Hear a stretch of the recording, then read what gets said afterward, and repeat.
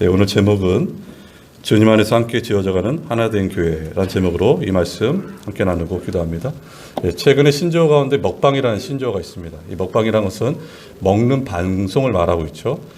먹방의 이 신조어에 대해서 이런 글을 남긴 적이 있어요. 사람이 외로움 때문에 뜬 먹방, 고독의 현대인의 삶을 대변한다 이렇게 말하고 있어요. 먹방을 좋아하는 사람들은 텔레비를 틀어놓고 혼자 밥을 먹는데 외롭지 않게끔 만든 방송이 바로 먹방입니다.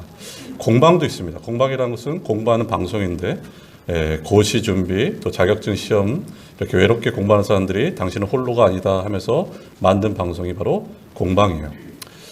왜 이런 방송들이 나왔을까? 현대인들은 굉장히 외롭고 고독함을 말하고 있죠. 이전에 저희 어렸을 때만 해도 굉장히 할아버지 할머니 모시고 또한 부모님 또 손자 손녀들이 함께 사는 대가족이었습니다. 근데 그 대가족이 언젠가는 핵가족이 되었고 또 핵가족이 지금은 1인 가족이 되었어요. 대한민국의 30%가 1인 가족이라 말할 정도로 그렇게 됩니다. 왜 이런 사회 현상을 우리가 주목해야 되냐면요. 교회 공동체의 가장 중요한 것 중에 하나가 가족 공동체입니다. 가정이 붕괴되고 있고 예전에는 일 끝나고 집에 들어오면 오손도손 이야기하는 그런 내용들이 점점 사라지고 있고 TV를 보면서 홀로 밥 먹는 사람들이 많아지고 있는 이 시대 가운데 교회가 정말 해야 될 것은 어떤 것인가? 가족 공동체가 회복돼야 됨을 보게 되는 것이죠. 진정으로 보면요. 한 주간의 성도님들이 정말 외롭고 고독하게 어렵게 사시다가 교회 오신 분들이 계십니다. 그럼 교회는 어떤 곳인가? 그들을 맞이해주고 함께 가족으로 나가는 것이 바로 교회의 공동체입니다. 우리가 오늘 하나된 교회를 이렇게 살펴보겠는데 주님께서 기뻐하시는 교회는 어떤 교회일까? 첫 번째는 주님께서 기뻐하시는 교회는 하나된 교회임을 보게 됩니다. 유대인들 굉장히 자존심이 강했어요. 자기들이 선민의식이 굉장히 투철했고 이방인들을 굉장히 멸시했습니다. 유대인들이 우월감을 갖고 있었고 또 이방인들은 또 모든 사도들이 유대인이었기 때문에 열등감을 갖고 있었어요. 그러니까 이들에게는 갈등이 있었습니다. 갈등. 이 갈등이 쉽게 하나가 되지 못하는 그런 상황 가운데 있었죠. 근데 에베소 9절에서 주님의 뜻을 알 수 있는 구절이 있죠. 우리가 계속 3주째 보고 있는 내용 중에 에베소 1장 10절 한번 말씀 보면 이렇게 나와 있습니다. 하늘에 있는 것이나 땅에 있는 것이 다 그리스도 안에서 통일되게 하려 하심이라 이렇게 나와 있어요. 하나님의 구원 계획은 그리스도 안에서 통일, 즉 그리스도의 통치를 받게 하는 것이 하나님의 구원 계획입니다. 정작 이 사명을 감당해야 될 교회가 통일되지 않고 갈등과 분열을 일어난다면 하나님의 구원 계획을 이룰 수가 없게 되겠죠. 교회는 하나가 되어야 됩니다. 만물이 그리스도의 통치를 받게끔 교회는 하나가 돼요. 이 말씀을 1장 23절 지난주에 살펴본 것처럼 이렇게 나와 있습니다. 교회는 그의 몸이니 만물 안에서 만물을 충만하게 하시는 이의 충만함이라 이렇게 나와 있어요. 예수 그리스도의 은혜의 충만함이 교회의 이 그릇에 담겨져야 됩니다. 교회가 정말 중요한 것은 걸리지 말아야 될 병은 뭐냐면 자가 면역 질환이다 이렇게 말하고 있어요. 자가 면역 질환이라는 것은 면역 질환의 파괴가 일어나서 이 면역 질환이 이 면역 체계가 자기 몸을 공격하는 것이에요. 그럼 이 병은 쉽게 고쳐질 수 없다 이렇게 말하고 있습니다. 이게 자가 면역 질환이에요. 서로 분쟁하면은 갈등이 있으면은 은혜의 생활을 누리지 못할 뿐만 아니라 그리고 하나님 능력을 받지 못하고 또 교회의 통일됨과 충만함을 나타내지 못함을 보게 됩니다. 그래서 교회는 어떻게 하든지 주 안에서 하나가 돼야 됩니다.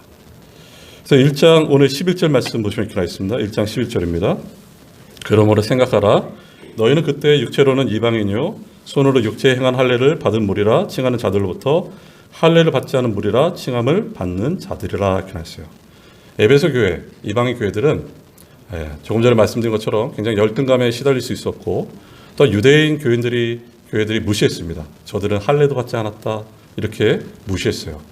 이게 그들의 영적인 우월감입니다. 여러분 우상 숭배만큼 무서운 죄가 뭐냐면 영적인 우월감이에요. 사람들을 깔보고 무시하고 이렇게 아래로 쳐다보는 것. 이런 영적인 우월감이 가득했던 것이 바로 유대교회예요. 그러니까 갈등이 좀처럼 해소될 수 없는 상황이었죠. 그래서 12절 말씀이 이렇게 나와 있어요. 그때 너희는 그리스도 밖에 있었고 이스라엘 나라의 밖의 사람이라 약속의 언약들에 대하여는 외인이요 세상에서 소망이 없고 하나님도 없는 자이더니 이제는 전에 멀리 있던 너희가 그리스도 예수 안에서 그리스도의 피로 가까워졌느니라 이렇게 나와 있어요. 이방인 교회 에베소 교회가 예전에 예수 그리스도를 믿기 전에는 이들이 예수님을 구주로 믿기 전에는 예수 그리스도를 알지도 못했고 예수 그리스도를 믿지도 못했고 예수 그리스도 밖에 있었던 자들입니다. 그리고 이들은 이스라엘 언약 백성 밖에 있었던 자들이 에베소 이방 사람들이었고 또 구약의 언약과는 관계 없었던 사람들이고 그리고 세상에 소망 없이 절망감으로 죽을 수밖에 없는 존재들, 지옥 갈 수밖에 없는 존재들이 에베소 교회였어요. 놀라운 기적이 생겼습니다. 어떻게 이들이 하나가 될 수 있었을까? 예수 그리스도의 피로 이들이 하나가 되었습니다. 주님의 크신 은혜로 이들이 바로 하나가 되었음을 보게 됩니다. 구원을 받았을 뿐만 아니라 유대인 교회와 이방 교회가 하나가 됐다 이렇게 말하고 있어요. 하나가 된 교회의 특징은 함께 웃고 또 함께 슬퍼하는 교회가 하나가 된 교회의 특징입니다. 여러분, 슬픔은 나누면 반이 되고 그래서 우리가 교회에 누군가가 슬픔을 당하면 함께 슬퍼해 줄 수 있어야 되는 것이 교회입니다. 어느 교회 한해 표어가 이런 표어가 있었어요. 함께 웃고 함께 우는 교회. 이게 바로 교회 다움입니다. 욥이 이 세상에 가장 큰 재앙을 만났던 자가 바로 욥입니다. 하루아침에 10자녀를 잃고 그 수많은 재산을 잃었을 때 욥의 친구들의 그 일주일간의 그 기간은 어떻게 교회의 참모습을 보여주고 있어요. 욥의 친구들이 이 내용을 듣고 욥에게 찾아왔을 때 같이 엉엉 울기 시작하고 옷을 찢으면서 죄를 뒤집어 쓰고 그 욥을 위로해 줍니다. 이게 욥의 친구들의 일주일간의 기간은 마치 교회의 모습을 담고 있어요. 그래서 욥기서 2장 13절에 이렇게 나와 있습니다. 밤낮 7일 동안 그와 함께 땅에 앉았으나 욥의 고통이 심함을 보므로 그에게 한마디로 말하는 자가 없었더라 이렇게 나왔어요. 욥의 고통 가운데 처음에 말 없이 욥의 고통을 함께 했던 자들이 친구예요. 이게 바로 교회입니다. 교회는 앞에 있을 때 함께 슬퍼해 줄 수 있는 것이 바로 교회예요. 그리고 교회는 함께 기뻐하는 것이 교회입니다. 기쁘면 나누면 배가 되는 것이에요. 그래서 우리 교회 지체들 가운데 기쁜 일이 있을 때는 함께 기뻐해 주셔야 돼요. 저는 목회자로 불러서 너무 감사한 것 중에 하나가 뭐냐면은 성도님들이 기쁜 소식, 우리 아들 대학 갔어요, 취업했어요, 우리 아들 교회 나왔어요. 너무너무 기쁩니다. 이 기쁨을 함께 나눠야 돼요. 근데 한번 생각해 봤습니다. 슬픔을 함께 나누는 것이 정말 사랑이 큰 것일까? 기쁨을 함께 나누는 것이 사랑이 큰 것일까? 물론 다 큰 사랑이죠. 그럼 반대로 슬픔을 함께 나누는 것이 어려울까? 기쁨을 함께 나누는 것이 어려울까? 어떤 게 여러분 더 어려우세요? 간사한 우리 마음은 기쁨을 함께 나누는 것이 어려울 때가 많습니다. 제가 최근에 보는 책 중에 이분이 참 글을 잘 쓰시는데 목사님이신데 보니까 대학을 제일 좋은 대학 나오신 것 같아요. 이분이 표현을 이렇게 말하고 있습니다. 자신이 예전에는 이제 학력고사 시대예요. 수능이 아니라 학력고사 시대인데 학력고사에서 자신이 제일 잘했던 과목이 수학인데 수학에 발목을 잡힌 거예요. 그래서 이제 떨어졌구나 하고 고향에 내려왔는데 그 지역에서 그 군에서 공부를 제일 잘했습니다. 그래서 공부 잘하기 소문났는데 발목이 잡혀서 이제 떨어져 있는데 근데 이런 일이 있었던 것이에요. 주변에 자신의 집에 거의 왕래를 하지 않았던 분이 찾아오시더니 어머니에게 이렇게 말했어요. 그래, 시험 잘 봤어? 이렇게 물어본 거예요. 자기 시험 못 본 거는 동네가 다 알고 있습니다. 내 시험 잘 봤어? 물어보고 나서 그래, 올해 수학이 어려웠지. 내년에 잘 보면 되잖아. 그리고 그냥 갔어요. 근데 어머니가 억장이 무너졌습니다. 여러분. 그게 위로가 아니라 비소 섞인 말인 걸 알았기 때문에 억장이 무너졌어요. 근데 한 달 뒤에 이제 발표 났는데 그 대학에 합격이 됐습니다. 그러니까 재수를 준비했다가 어머니의 웃음이 이제 한밭꽃이 이제 피어나기 시작하죠. 동네 주민들이 와서 그래 축하해 하는데 그 한 달 전에 왔던 처음 와서 위로해 주려고 왔던 그 아주머니는 오지 않았어요. 그냥 기쁨을 할 수 없었기 때문입니다. 교회는 함께 슬퍼할 수 있는 것이 교회고 교회는 함께 기뻐할 수 있는 것이 교회입니다. 이게 교회의 다움입니다. 여러분, 우리는 그래서 고린도마서에 이런 말씀이 있습니다. 로마서 12장 15절이죠. 즐거워하는 자들과 함께 즐거워하고 우는 자들과 함께 울라기라 했어요. 이 교회담을 우리가 잊지 마시고 하나됨에 힘쓰셔야 됩니다. 두 번째 우리가 살펴볼 것은 주님의 꿈꾸시는 교회는 차별을 뛰어넘습니다. 13절 말씀 보세요. 이제는 전에 멀리 있던 너희가 그리스도 예수 안에서 그리스도의 피로 가까워졌느니라 이렇게 했어요. 에베소 교회를 비롯한 이방인 교회는 전에 유대인 교회와 멀리 있었지만 그리스도 예수의 피로 가까워졌다 이렇게 했어요. 예수 아니란 뜻은 예수님과 친밀한 관계를 말하고 있고 또한 예수님을 구주로 믿는다는 것이 예수 안에 있다는 것이에요. 바로 예수 그리스도의 피, 그 속량의 은혜. 이 속량이란 말은 값을 치르고 자유롭게, 죄인이 자유롭게 된 것이에요. 그러니까 예수 그리스도의 피로 유대인도 이방인도 차별 없이 그 은혜를 누리는 자가 되었음을 보게 됩니다. 모두 우리는 예수 그리스도의 피값으로 속량의 은혜를 누리는 자들이 우리 자신이라는 것을 잊지 마셔야 됩니다. 그래서 하나님 나라에는 2등이 없습니다. 모두가 1등입니다. 모두가 존귀한 자들이에요. 왜냐하면 저와 여러분은 예수 그리스도의 피값으로 사신 바 되었기 때문입니다. 14절은 이렇게 말합니다. 그는 우리의 화평이신지라 둘로 하나를 만드사 원수된 것 곧 중간에 맡긴 담을 자기 육체로 허시고 기나했어요. 예수 그리스도는 이방인과 유대인의 갈등을 해결하는 화평이 되었습니다. 화평이 영어로는 피스, 또 헬라어로는 에이레네, 히브리어는 샬롬입니다. 여러분 예수 그리스도가 이방인과 유대인의 갈등을 해결하셨어요. 이방인과 유대인의 갈등과 원수됨을 해결하시고 하나 되게 하신 것이 바로 예수 그리스도. 예수 그리스도는 화평케 하는 분이고 화목케 하시는 분입니다. 예수님의 제자인 우리도 마찬가지입니다. 우리도 피스메이커가 되어야 돼요. 우리가 가는 곳곳마다 가정에서 직장에서 학교에서 어느 곳에 있든지 우리가 화평케 하는 자가 되어야 됩니다. 예수님이 십자가에서 죽으실 때 성소와 지성소를 가로막는 휘장이 찢어졌습니다. 그래서 하나님 앞에 담대히 나가게 된 것처럼 예수 그리스도의 십자가 은혜로 그 화평의 은혜로 유대인과 이방인의 담이 무너졌습니다. 그래서 하나가 된 것이에요. 16절은 이렇게 말하고 있어요. 보실까요? 16절입니다. 또 십자가로 이 둘을 한 몸으로 하나님과 화목하게 하려 하심이라 원수된 것을 십자가로 소멸하시고 이렇게 했어요. 예수님의 십자가의 죽으심은 이방인 교회, 유대인 교회를 하나로 묶어서 하나님과 화목케 하시기 위한 것이에요. 이방인 성도들, 유대인 성도들을 하나로 묶어서 하나님과 화목케 하신 것이 바로 예수 그리스도의 십자가의 은혜입니다. 그래서 모든 교회가 하나의 그리스도의 몸이라는 신학이 나오게 된 것이죠. 성경에서 말하는 교회는 보이는 교회, 지금 보이는 교회라는 우리 보여지는 이 하나교회, 그리고 보이지 않는 교회, 보이지 않는 교회란 여러분 한 분 한 분이, 저와 여러분 한 분 한 분이 다 보이지 않는 교회예요. 보이는 교회, 보이지 않는 교회의 머리는 누구신가? 예수 그리스도십니다.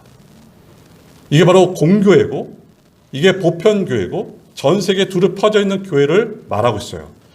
교회의 머리는 예수 그리스도입니다. 그래서 이 보편교회예요. 만약에 우리나라에 들어오셨던 선교사님들이 민족적 한계에 부딪혔다면 우리가 이 자리에 있을 수 없었습니다. 한국교회가 이렇게 좋은 자리에 있을 수가 없었어요. 민족적 한계가 다 무너지고 오직 모든 교회의 머리는 예수 그리스도심을 나타내고 복음을 전했기 때문이에요. 선교사님들 글 중에 보면 이런 내용이 신금 울리는데요. 누비 캔드릭 선교사님이 이런 고백을 했어요. 내가 줄 수 있는 1000개의 생명이 있다면 나는 코리아를 위해서 헌신할 것이다. 이렇게 말했어요. 이게 바로 교회입니다. 교회는 차별이 없습니다. 교회는 유대인이든 이방인이든 예수 그리스도의 피로 하나가 된 것이 바로 교회예요. 저는 하나님이 너무너무 좋습니다. 근데 그 하나님의 성품 중에 어떤 성품이 있으신가? 외모를 보시고 차별하지 않으세요. 여러분 우리나라 최초의 목사님이 누구신가? 우리나라 최초의 목사님이 누구냐면요. 1901년 5월 14일 날 김창식 목사님이 최초의 목사입니다. 근데 이 목사님이 이 이름이 김창식이로 선교사들을 표기했습니다. 그 이유도 나름 이유가 있었어요. 나중에 이제 설명해 드릴 텐데요. 근데 이 목사님은 어떤 사람이었냐면요. 모습이었습니다. 모습. 그러니까 하계도 출생이고 집이 너무너무 가난한지라 여기서 있다가는 내 꿈을 펼칠 수 없겠다 싶어서 무조건 도심으로 나오게 돼요. 아브라함이 마치 본토 친척 아비집을 떠난 것처럼 나와서 안 해본 일이 없을 정도로 머슴살이, 마부, 하인 그 많은 일을 하고 또 당시 이제 서울 한양에 결혼해서 이제 가정을 이룹니다. 근데 그때 장안에 흉흉한 소문이 이끌었어요. 어떤 내용이었냐면요. 선교사들이 외국에서 온 선교사들이 아이들 고아들을 잡아가다가 잡아먹는다는 소문이 들었어요. 왜 이런 소문이 들렸냐면요. 1888년도에 이제 선교사님들이 가장 많이 활동할 때였는데 그때 선교사님들이 이 고아나 어린아이들을 데려다가 학교를 만들고 학교에서 이제 가르쳐 줬습니다. 근데 이 모습을 가장 싫어했던 자들이 수구파예요. 그러니까 수구파에서 이것을 거짓 증거로 많이 퍼뜨렸어요. 그러니까 사람들이 생각에 저 눈 파란 사람들이 어린애들 잡아다가 잡아먹는다 이런 소문이 난 것이에요. 그래서 이 김창식이 머슴이었는데요. 올린거란 선교사님, 조선에 온 지 얼마 안 되는 올린거란 선교사님의 그 하인으로 위장 취업을 합니다. 그래서 저 선교사가 잘못된 만행을 잡아서 고발했지 하고 선교사로 취업을 해요. 하인으로. 근데 그 가정에서 누리는 것은 그 올린거 선교사님의 그 가정이 자신에게 너무나 정성스럽게 예절을 다하는 것을 보게 돼요. 한 번도 느껴보지 못한 따뜻함, 손길을 느끼게 돼요. 조선의 양반들은 하인들을 냉대하고 사람 취급 안 하는데 이 선교사들은 자신 같은 하인들을 한없이 따뜻하게 대함을 보게 됩니다. 그래서 그가 2년 동안 하인을 있다가 개종을 하게 돼요. 기독교로. 그리고 열심히 전도하게 되고 지금은 하는 신학교에 들어가서 1901년에 목사가 됩니다. 1924년에 은퇴하기까지 그가 연변, 해주, 수원 이런 곳에 다니면서 125교회를 개척하고 48개 예배처소를 세웁니다. 그래서 선교사님들은 이 김창식을 뭐라 그랬냐면 동양의 조선의 사도 바울이라 이렇게 말했어요. 근데 그는 끝까지 낮아짐과 겸손을 잃어버리지 않았습니다. 왜 선교사님들이 김창식이 이렇게 불렀을까? 그 이유는 그가 처음에 올린거 하인집에 하인으로 들어갔을 때 사람들이 어이 창식이 그래서 선교사님들 생각에는 이름이 4개구나. 김창식이 이렇게 불렀어요. 근데 그가 이 자를 끝까지 빼지 않았습니다. 왜냐하면 내 처음 자리는 낮아짐의 자리라는 것을 잊지 않기 위해서예요. 사랑하는 여러분, 교회는 차별이 없어야 됩니다. 교회는 다양해요. 많이 배운 분, 못 배운 분, 가진 자, 못 가진 자, 건강한 자, 약한 자들이 다양하게 모였습니다. 우리 주께서 여러분을 차별하지 않으신 것처럼 우리도 차별하지 말아야 되고 처음 사랑을 잊지 마셔야 돼요. 처음 내게 주신 그 직분, 김창식이가 그 일을 빼지 않은 것처럼 내 처음 자리를 잊지 마셔야 됩니다. 이게 바로 교회입니다. 끝으로 세 번째, 주님이 꿈꾸시는 교회는 어떤 교회인가? 바로 가족입니다. 가족이에요. 18절 19절 말씀 보실까요? 이는 그로 말미암아 우리들이 한 성령 안에서 아버지께 나아감을 얻게 하려 하심이라. 그러므로 이제부터 너희는 외인도 아니요 나그네도 아니요 오직 성도들과 동일한 시민요 하나님의 권속이라 이렇게 나있어요. 유대의 성도와 이방의 성도가 하나의 몸이 되고 둘이 성령 안에서 하나가 되고 하나님 아버지께 나가게 됩니다. 근데 여기서 보면 이렇게 나있어요. 너희는 이제 외인도 아니요 이렇게 나있어요. 외인이란 낯선 사람도 아니란 뜻이고, 그리고 이제는 너희는 나그네도 아니라는 것은 너희는 외국인도 아니다 이렇게 나있어요. 너희는 동일한 시민이다. 너희는 하나님 나라의 시민이다. 그리고 더 감격스러운 단어가 여기 나와 있어요. 너희는 하나님 나라의 권속이다. 권속이라는 것은 가족입니다. 가족. 여러분, 우리를 가족으로 부르셨어요. 하나님을 아버지로 부르고 우리는 그의 자녀가 되었고 우리는 그의 가족입니다. 영적인 가족이에요. 교회는 십자가 아래서 탄생한 가족입니다. 예수님께서 십자가를 지실 때, 십자가에 달리셨을 때 예수님이 마리아를 향해서 이렇게 말했어요. 보소서 당신의 아들입니다. 이렇게 말했어요. 다시 고개를 돌리고 요한에게 말했습니다. 보아라, 내 어머니다. 이렇게 말했어요. 이 요한이 나중에는 마리아를 모시고 섬기며 삽니다. 여기서 말하는 의미가 뭘까 이것이에요. 예수님께서 십자가에 달린 채 마리아 요한을 가족으로 묶어주셨어요. 하나가 되게 하셨어요. 주님은 십자가 주례로 교회를 낳으셨습니다. 부부의 주례가 아니라 어머니 아들의 주례였어요. 피를 뚝뚝 흘리시면서 주님은 마리아를 향해서 보소서 당신의 아들 요한입니다. 피를 흘리시면서 요한에게 보아라 너의 어머니다.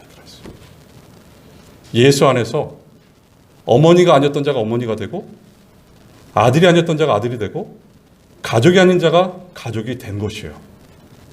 이게 바로 가족입니다. 근데 우리에게 가야 할 길이 참 멀고 험합니다. 왜냐하면 우리의 온전한 이 본성은 그 길이 굉장히 아득해 보여요. 하지만 우리가 가야 할 길이고 가게 될 길임을 보게 됩니다. 주님 안에서 주님으로 우리는 한 가족이 되어가고 있는 것입니다. 때로는 신앙생활하면서 불편한 사람도 있습니다. 여러분. 옆에 가고 싶지 않은 사람이 있어요. 하지만 그도 예수 그리스도의 피값으로 사셨다면 그도 우리의 가족입니다. 여러분.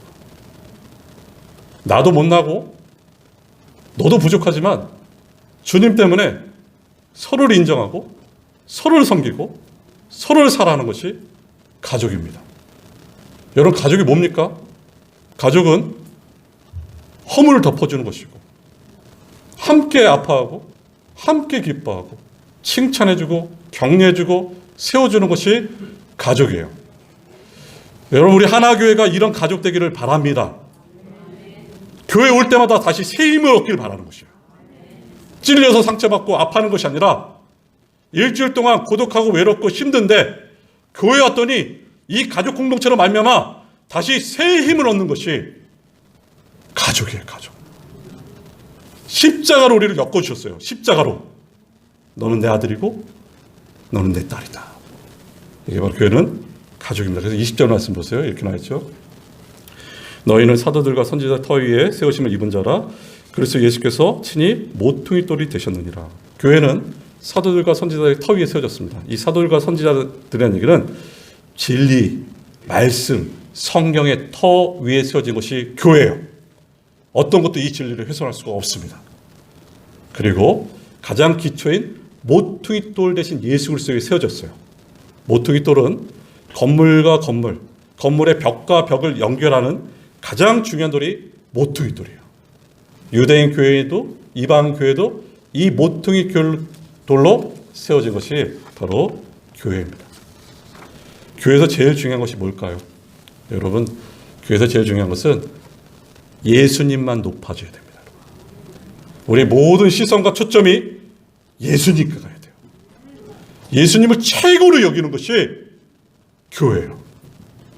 사람에게 초점 가지 마시고 주님께 초점 맞추세요.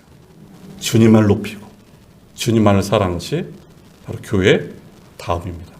그래서 끝으로 21절, 22절에 이렇게 나와 있어요. 그의 안에서 건물마다 서로 연결하여 주 안에서 성전이 되어가고 너희도 성령 안에서 하나님이 거하실 처소가 되게 하여 그리스도 예수 안에서 함께 지어져 가느니라 이렇게 했어요. 여기서 특이한 것은 이 건물은 모퉁이 돌 대신 예수 그리스도를 기초로 계속해서 지어져 가고 성장해 가고 있어요. 그래서 21절 말씀은 주 안에서 성전이 되어가고 22절에는 그리스도 예수 안에서 함께 지어져 가느니라. 그러니까 교회는 완성된 것이 아닙니다. 되어져 가고 있고 만들어져 가고 있어요. 이게 참 우리의 위로입니다. 여러분. 오늘날 우리의 모습을 보면 참 미숙해 보이고 부족해 보여요. 하지만 여러분 낙심하지 말아야 될 것은 우리의 건축자 되시고 우리 아버지께서 우리를 온전한 자리로 인도해 가실 것이에요. 제가 청년 때 참 좋아했던 목사님 계셔요. 청년부 목사님이셨는데 잘생겼어요. 근데 말씀도 좋고 제가 제일 매료된 것은 인품이었습니다. 인격. 얼마나 넉넉한지 몰라요. 제가 그때 백수였습니다. 백수. 근데 그 목사님이 너무너무 축구를 좋아해서 지금도 기억나요? 나이키 제일 좋은 신발 제가 사드렸어요. 너무 좋아서. 근데 어느 날 해외 이민교회 담임 목사로 가게 됐어요. 근데 얼마나 섭섭한지. 근데 그 마지막 설교가 아직도 기억이 나요. 마지막 청년들을 너무 사랑했더니 목사님이 나오셔서 이 앞에 이렇게 막대기를 붙여서 나왔는데 그게 뭐냐면 공사 중이에요. 공사 중. 출애굽기에서 모세를 하나님께서 만들어 가신다. 공사 중 사랑하는 너희들도 만들어 간다 이것이에요. 여러분 하나님께서 우리를 지금도 만들어 가고 계셔요. 되어져 가게 만드십니다. 그리스도를 닮아가게 지금도 만들어 가시기 때문에 실망하거나 낙심하지 마세요. 왜 저 사람 저래 손가락질할 필요 없어요.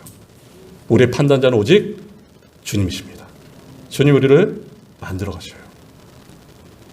이 건물은 특이하게 죽은 건물이 아니라 살아있는 건물입니다.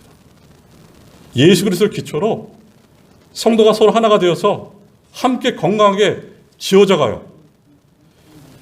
벽돌과 벽돌이 연결된 것이 아니라 건물마다 연결됐다는 것은 이 건물은 성전인데 바로 여기 계신 한 분 한 분들이 다 성전이에요. 이 성전이 또 성전과 연결돼서 더 아름다운 성전으로 만들어 가시는 것이 하나님의 목표고 교회입니다. 교회. 여러분 교회를 사랑하셔야 돼요. 주께서 핏값 주신 교회를 사랑하셔야 됩니다. 오늘 말씀을 정리하면 이렇습니다. 주님께서 꿈꾸시는 교회는 하나 되는 교회입니다. 주님께서 꿈꾸시는 교회는 차별이 없는 교회. 주님께서 꿈꾸시는 교회는 선지자들과 사도들의 터 위에 모퉁이 돌 대신 예수 그리스도에 함께 지어져가는 그런 교회를 꿈꾸십니다. 37년 동안 인도하신 하나님께 감사하고 앞으로도 인도하실 하나님을 믿고 나가는 우리 하나교회 모든 성도 되시기를 주님의 이름으로 축원합니다. 우리 이 시간에 함께 한 1분 정도 우리 교회로 위해서 기도합니다.